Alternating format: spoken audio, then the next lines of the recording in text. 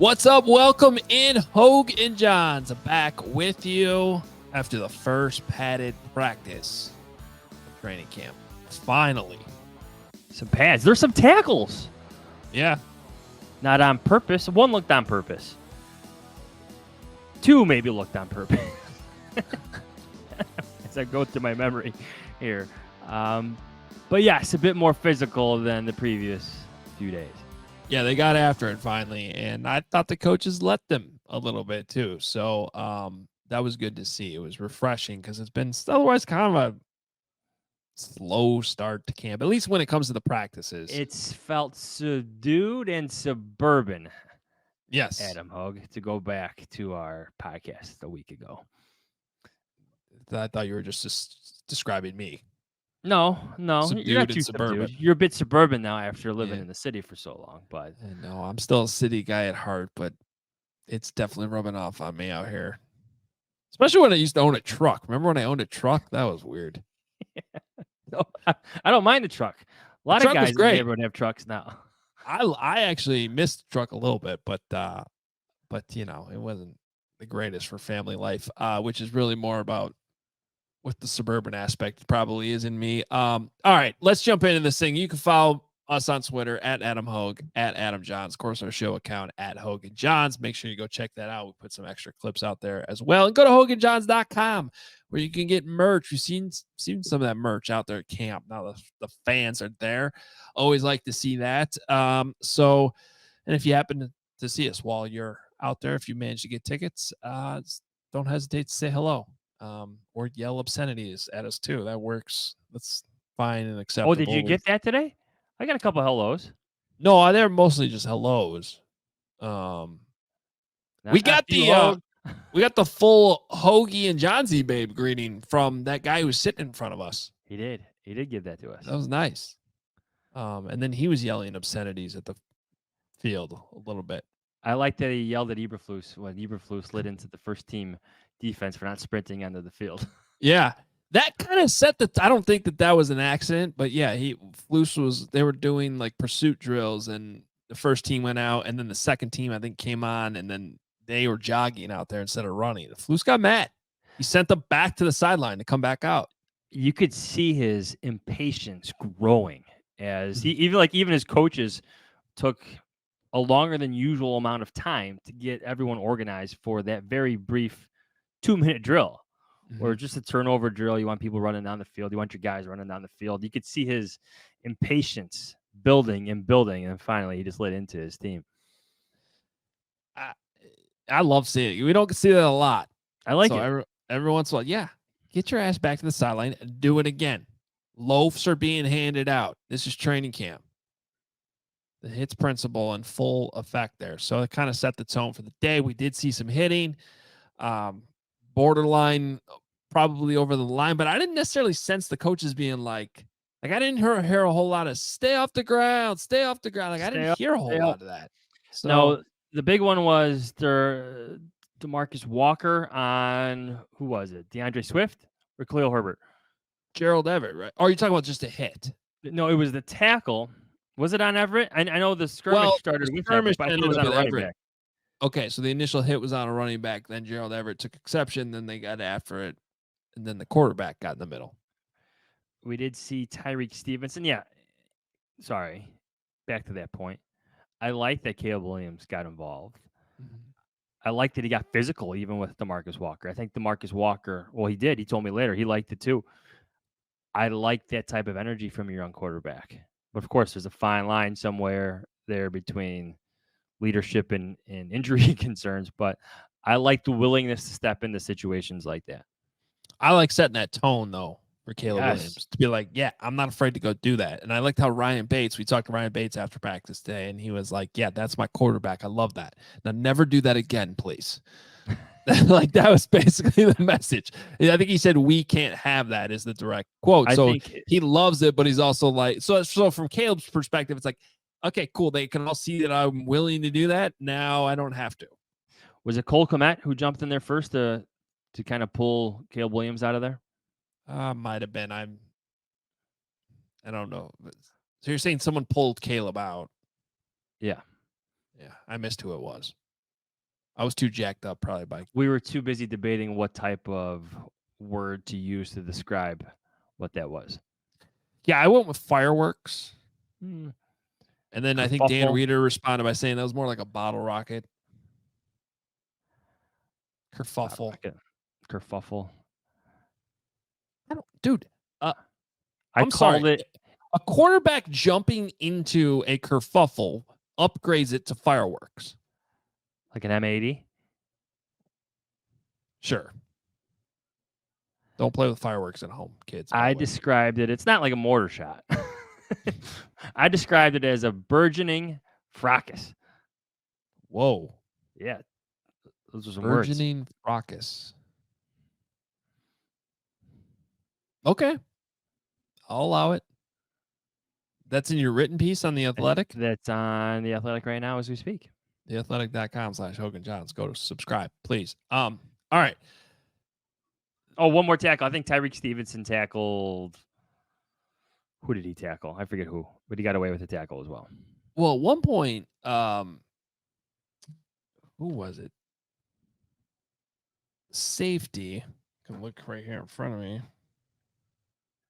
Who was it? It was Jonathan Owens. Oh, Jonathan Owens. Jonathan Owens was like kind of ripped. Was it DeAndre Swift down after the play? Like he kind of like clotheslined him. Oh, yeah, I saw that one right at the very end.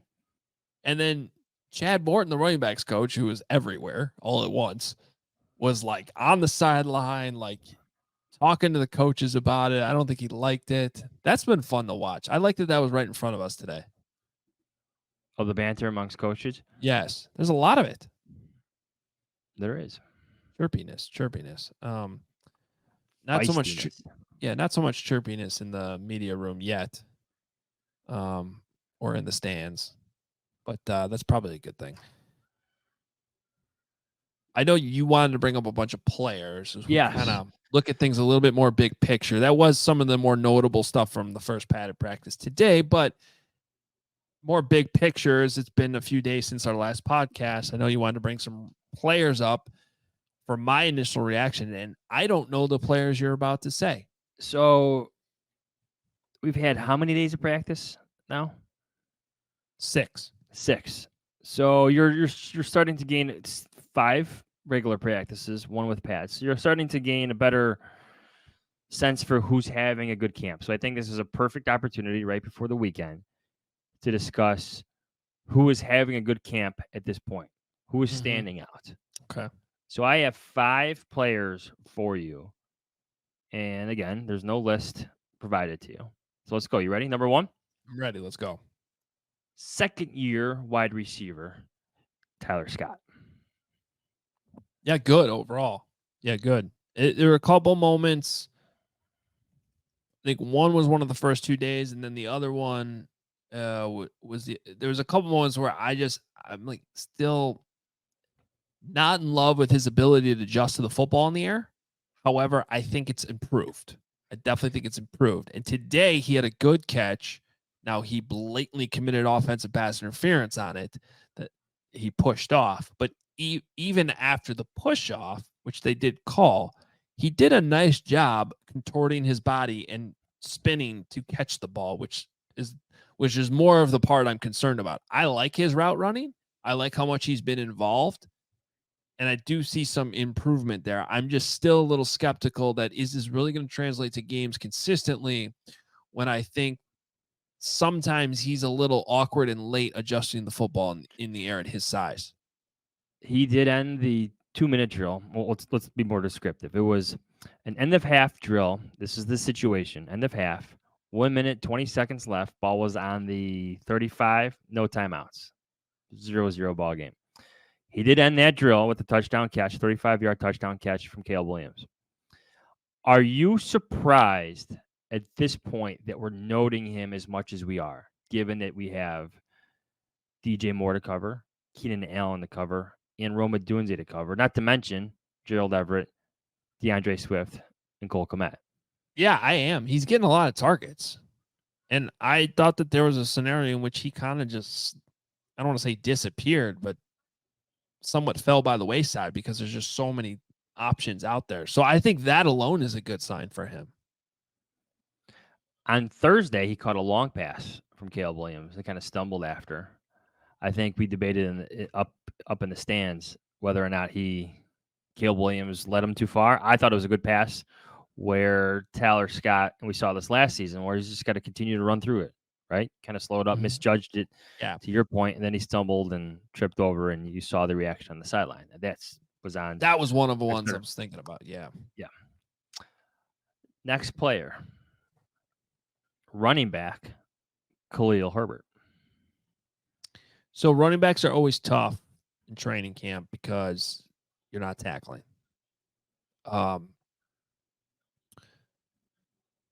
But I like I do like the burst I've seen from Khalil Herbert. And I actually noted it at one point today in practice after a Roschon Johnson carry. I think Khalil Herbert clearly has a little more burst than Roschon. And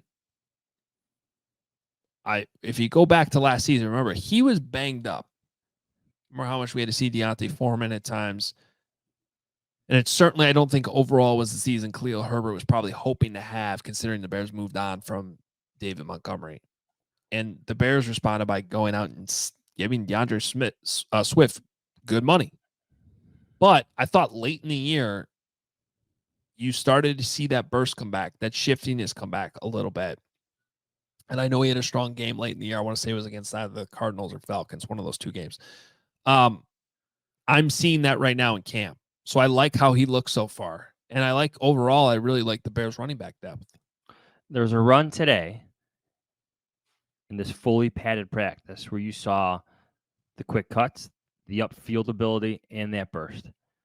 Big gain, decent gain. Maybe there's a tackle after like a 15-yard mark, but you saw what the Bears liked years ago. You saw what made him the number one running back before. I think he's had a solid start to this camp. And I'm saying this because I've said it multiple times that I think he's on the bubble after what the Bears have done this offseason. They drafted Roschon Johnson last year, and they signed DeAndre Swift this year. So a good contract.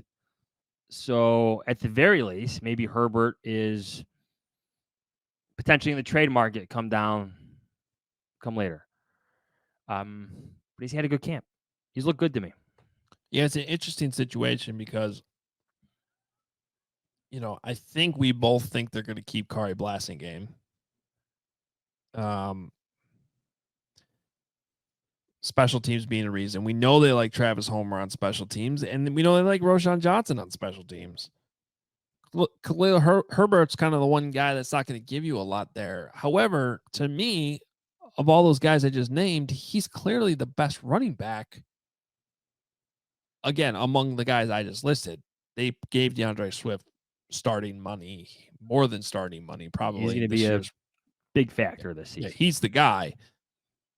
But I still would be a little bit nervous about just letting Khalil Herbert walk or even trading him if they can. Do you remember there was a game last year where Kari Blasingame became the running back by the end of the game? I do.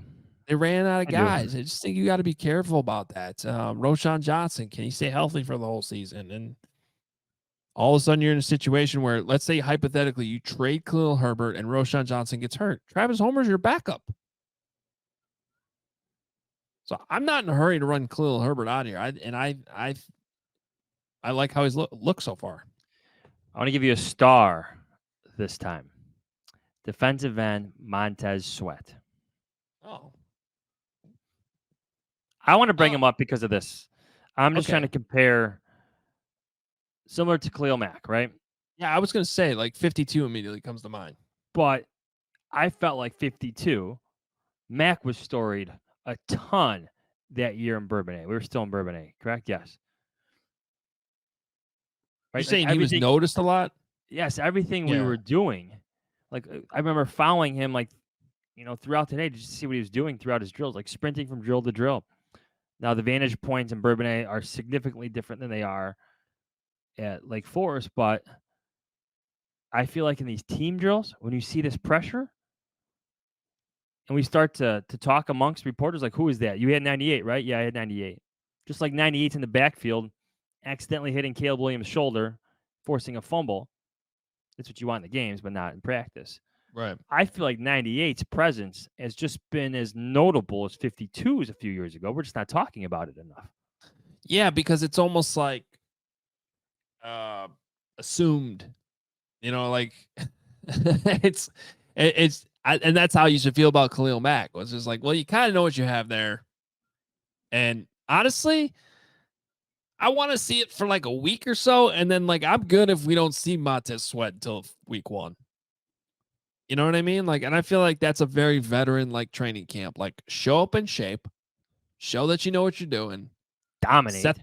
dominate, set the tone for not only your teammates on the defensive line and on defense, but also your offensive linemen to give them good quality reps.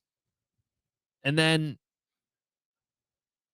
honestly, you don't even have to play in the preseason games. We'll see you week 1 against the Titans. I'm good with that. Punter, Torrey Taylor, giving you the floor. Yeah. Well, which one of his punts and warm-ups today, as we were walking over, should I bring up? The one that the guy caught at the 1, the one the guy caught at the 5. You kind of moved. Yeah. Sorry. Go ahead. No, go. Sorry, you're the special teams coach, but he had a punt today. The Bears were, I don't know, on their 12 or 15-yard line, so he's catching it deep within his own zone. Yeah, they did backed up punts today. The punt returner caught it on the opposite 30. Yeah. Now, we won't talk about the one right before that, though. That didn't get to the 40. That's fine. The plus 40. That's fine. Yeah. But that one is why you draft them in the mid-rounds. Yeah. So I'm glad you just brought that up. So I, as I can like to do sometimes in practice to keep things light and fun, you had moved up a couple rows behind. I was shouting out over-unders right before each punt for could he get it to this yard line. So the first one I said the 40, which was the 40 right in front of us. So it'd be like the minus 40. And he didn't even get it to the plus 40. And the people reacting around us were like, they thought I was talking about that 40. And I was like, no. This is Torrey Taylor. I'm talking about the farther 40. And it's bad. And I was like, that was just a bad punt there. That was a bad punt. And then the next one was the one where he boomed it all the way past the 40 to the 30. The one I'm talking about. There we go. Yes. Now that's more like it. Then he had a few more punts after that where you could hear the fans in front of us going, just, whoa. Yeah, not so much mega punt like, just in terms of the reaction, but better punts than mega punt ever delivered. Well, that's the thing. It's honestly, and the hang times were all high 4s. I think there was 1 over 5. I think what fans are going to come to realize, though, once we get into these games, is really the more impressive thing he does is the way he. That's why I compared him to Scotty Scheffler. The way he checks these punts up inside the red zone. And he's going to down them inside the 10, sometimes inside the 5. It's going to be consistent. That's to me what's going to be more impressive. But yeah, oh, by the way, he can still bomb the ball too when he needs to. And he's only been doing this for 5 years. I've been impressed. And just like the bounce he purposely seems to be getting. I know there's different techniques you can use, but the English he consistently has on his punts when he's trying to pin it inside the 10 or the 5. Like, that's talent. Not all guys can do that. We know that very well here. You know what the funny thing is the Bears have 2 punters in camp. And Corliss Waitman, quite frankly, has looked pretty decent. Yeah, lefty punter. It's giving different looks. I think part of it is you're seeing this trend of more lefty punters in the league. And so it's actually leading them even more lefty punters in the league, or at least in camps, because teams are like, we need to have lefty punters so our returners can practice against that. I mean, Corliss Waitman's not making this team. He knows that. But I got to say, I I wouldn't be shocked if he catches on with a different team based on what I've seen in camp so far. Now he's got to show it in these preseason games so other teams can see it. But he has a year of experience with the Broncos. I think he played almost a full season. He had a punt today that I thought was Taylor's. Yeah, but it was him. That's happened a couple times. He can boom the ball too. Now he's not going to be as good downing it and getting to check up at the same spin that you were just referring to about Torrey Taylor, which again is what I'm saying. I think is going to end up being the more impressive thing that Torrey Taylor can do. But Corliss Waitman, he can bomb the ball. All right, here's a player. I'm not sure he's having a good camp. We're looking at him a lot or noting him a lot list. But I feel like we need to talk about him a bit more because he's been practicing every single day. Right guard Nate Davis. Yeah. I did notice the other day he stood up Trevon Dexter at one point. Dexter's obviously been getting talked about a lot. Is having a good camp. He got burnt off the ball really bad by Dexter today. Just a great anticipatory jump of the snap by Dexter, but just quick right through Davis. Yeah, that was the one I have written in here. Is 99 big rush, and then I think Tevin Jenkins got banged up on that play. He ended up coming back in. But yeah, I think overall, just the fact he's out there, and by the way, same thing for Tevin Jenkins. I mean, that qualifies as a step in the right direction. So I think Nate Davis has been checking the boxes so far. Do you foresee a situation? How should I phrase this? So one of the few competitions we know that the Bears have going right now is at center. We have Coleman Shelton and Ryan Bates rotating every single day, like every day. And it's like for the full first team reps. Yesterday was Bates, first day in pads, but I think is notable, belonged to Shelton. So I think Shelton's kind of winning this, but do you foresee a situation where Davis's struggles add up to be too many for the Bears? And we start to see Ryan Bates a little bit more at right guard. I think it's something I would say was on the table before camp started. I'm not sure I'm seeing enough struggles in camp to warrant that move now. Does that make sense? Unless you're seeing something different, but no. Well, let me give you another name that I want to add to this conversation. Darnell Wright, second-year right tackle, Darnell Wright. I'm not sure he's having a good camp quite yet, or at least not to the camp that you want from a top 10 pick. Mm-hmm. I feel like there's just too much. We're noting too much pressure. Now he's facing good players. Montez Sweat is a problem for him. That stinks to have to face him this often. But just in terms of draft selection, expectations for year two, what he's supposed to mean to this offensive line, what do you think the Bears? How do you think the Bears feel about Darnell Wright's camp thus far? I think considering he was a high first round pick last year, that they're, maybe slightly disappointing that it's been as choppy as it's been. But sometimes with these guys, it takes a few years. Penei Sewell was not dominant overnight, and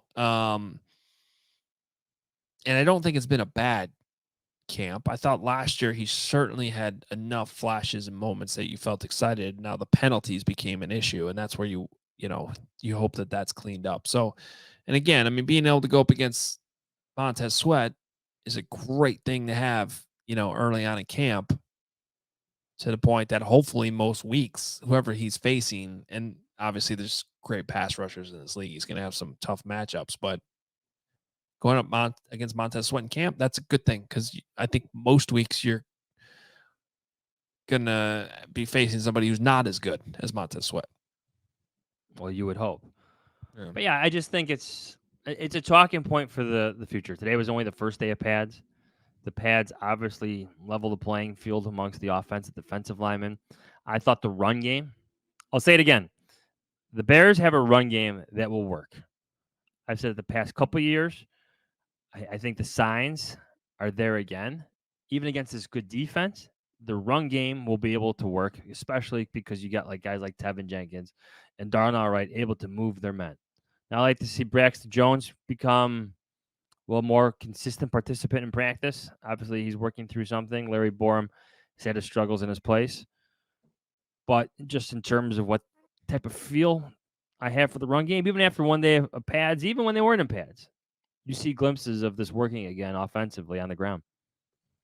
Yeah, I mean, I think that was the hope coming out of last season, and with the offensive coordinator change that they made, that it wasn't going to be too drastically different in styles. That based on personnel, based on scheme, the Bears wouldn't lose anything on the run game. That they could come into the season and know that's something that's been pretty good, but honestly, quite frankly, need, I would say, actually get better, because some of those numbers are still a little deceiving from the Well, last couple of Justin years because of Fields, yeah. Justin Fields.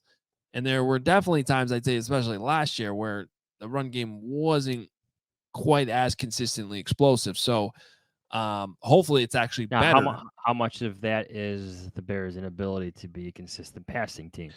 Well, and then that's where I was going to go, was you now have upgraded the weapons in the passing game and hopefully upgraded the quarterback, even though he's a rookie, to the point that now you got both things going and they work together.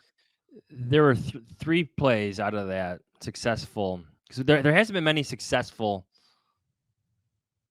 2-minute situations, what have you. Nope. They're different just in terms of time, but they call it 2-minute just to be general. But today's was successful. The Bears' screen game seems to be functioning better. I don't know if just it's Caleb Williams' anticipation, his ability to go, throw with different angles, but I think both of those, yes. it's working. There was an earlier screen today where Gerald Everett had serious yardage, a lot of yardage. But in that 2-minute situation, there was a screen, gained a lot of yards, or at least set yourself up. You're not behind the sticks anymore. You had the third down pass to Roma Dunze, a timing throw. Like that ball was out before Roma Dunze even turned around. A third And down then too. on third down, gotta have it. Anticipatory throw, third and about 3, and it was on the money on time. On time. Perfectly placed ball. And then another perfectly placed ball over the middle through traffic to Keenan Allen for serious yardage. Maybe if they're allowed to tackle, it even goes for more because he had some space there. But they called him down, I think, for what, a 19, 21-yard gain, something like that. Yeah, somewhere around there. I like it. Look, I mean, that's the stuff that gets you really excited about Caleb Williams. And the funny thing is I think overall Caleb Williams, not that I know him well yet, but I was kind of watching some of his body language at times today, and not at all that I'm trying to say it's a problem, but when guys aren't practicing as well as they want, you can sort of see it. That's my point. He had some brilliant moments today, and I bet you went back in that locker room not happy with how he practiced today. There was the deep ball to DJ Moore in 7-7 that he's got to have. There's the deep ball blown coverage shot, which preceded the touchdown to Tyler Scott, where completely blown coverage. Caleb Williams sees it, identifies it, puts the ball up wide open. Roma Dunze in the end zone, airmailed him. Gotta have it. Now, I thought Roma Dunze looked over the wrong shoulder at start. He kind of went this way when he should have gone that way. That being said, I don't care if it's the quarterback or the wide receiver or both. When you're that wide ass open in the end zone, you got to have it every single time. So hopefully those two work that out. But yeah, that was a disappointing moment today. I like that Caleb Williams takes shots when he's got the defensive call in his favor. What do you mean? Offsides. Oh, yeah. Free plays? Hell yeah. Yeah, we've seen some of that. Because that was something the Bears actually did get good at last year. They won a game off it after being a problem for quite some time. But that seemed to be a product of this new coaching staff. And even though there's some change on the offensive side, I think that that's something you keep harping. Before we go, was there anybody that you were expected to be on my list of players? I gave you 6. Maybe Javon Dexter, but I feel like we've talked a lot about him. So not necessarily there. How about this one that I throw back at you? Because it still does matter, even though the Bears drafted Caleb Williams. Tyson Bagent. See, I thought he's been having a good camp until today. I agree. Like even he had a great screen today for. I mean, that was run so well. You're thinking 6 the way it Mm-hmm. was moving down the field. Yesterday, when Caleb Williams failed in his go for the touchdown, accept the field goal situation, was it end the half in Thursday's practice? Like the first team offense went 0 for 2. Tyson Bajan's offense went 1 for 1. Carlos Santos came out for the field goal, got the points when he needed them. But today wasn't a good day. No, today was a downright bad day, I thought, for him. I think the Bears' quarterback dynamic is different than at least what we're used to covering, where you have the young guy and then the old guy. It's a bunch of young guys. The oldest guy is only like in his 6th season. Yeah, the Nathan Peterman of the team, Brett Rippon. By the way, on the Bears depth chart they put out, it said Tyson Bagent or Brett Rippon as the backup. I think we all know it's Tyson Bagent. I think so, but maybe they were just maybe it was a reactionary or based on today's practice. It wasn't good. So, but I do think today was more of the exception to the rule. Whereas last year with PJ Walker, we're like a week or we're like for 1 week in the camp, we're like, this doesn't look good. And then we're 2 weeks in the camp, we're like, this is an actual problem. That's not how it's been with Tyson Bagent. He had a bad day today. Well, when you had the undrafted rookie too, looking that much better than PJ Walker, who was in his 9th season last year, something like that. That was notable. Mm-hmm. But generally speaking, 6 days in the books for Tyson Bagent has been more good than bad. Yep. I agree with you there. I do agree on the dynamic with the quarterbacks too, which is refreshing. You can read about that on theathletic.com on Monday. Oh, wow. There it is. There's the tease. Now, before you get to practice tomorrow, are you going to do a mile's worth of burpees and broad jumps? No, that sounds awful. That sounds like torture. Why did he do that? I mean, it's insane. If you missed it, Tyson Bagent said on his birthday, his buddy made him do a mile. So you do burpee, broad jump, burpee, broad jump, burpee, broad jump until you've traveled a mile. He said it took an hour and 11 minutes. Oh. Yeah. No, I'll pass. I remember years ago when JD, Jeff Dickerson, Zach Zabin, and I did the Mark Tressman Fitness Challenge because that was new at that time. And we kind of did our own journalistic version of it. Yeah. Yeah. We did it on the fields at Olivet Nazarene. Was that basically 300 yards in a minute?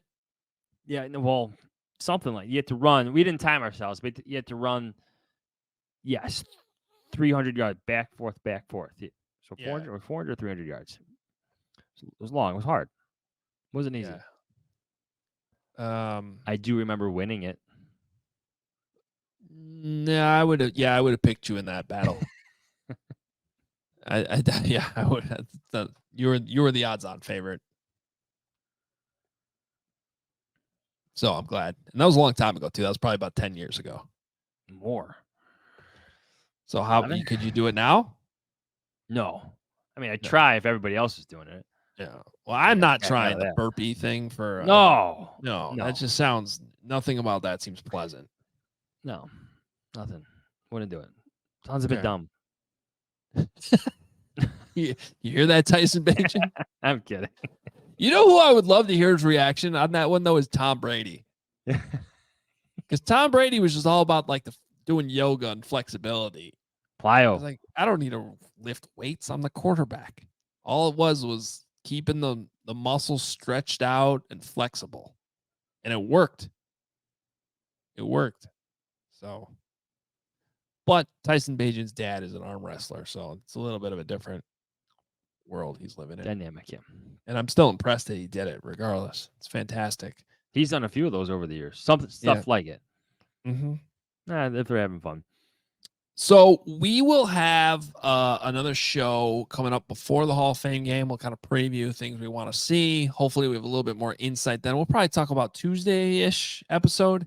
Hopefully we'll have more insight from Matt Eberflus and company on who might be playing. Is Caleb playing? I think Caleb Williams talks on Monday, so we'll have some reaction to that as well. There you go. Caleb was on Monday. We haven't heard from him since report day. And then, of course, we will recap what we see in the Hall of Fame game next week. Johnsy will be there in Canton. It'll be a fun time. Kickoff. It'll be a time. No, I like going to Canton sometimes. I like walking through the Hall of Fame. Yeah. Yeah, that part I'm jealous about because I'm not going. That'd be pretty cool. All right. Well, we'll continue to grind through camp here and pump out the content for you. So, little Hall of Fame preview show coming next week, and then we'll recap it all. It's preseason football already. It's July 26th. I feel like we usually like reporting today, and we're talking about reporting that. Yeah, a game. It's weird, but I like it. Football, ready to go. Plus, the Hall of Fame stuff should be very fun next weekend with Mongo and Hester and Julius Peppers. I have a story on Mongo on Tuesday. Check that out as well. TheAthletic.com. Jesus. Someone's been working. Been busy. Grinding. Yeah. I like it. All right. Good show. Talk to you early next week. See ya.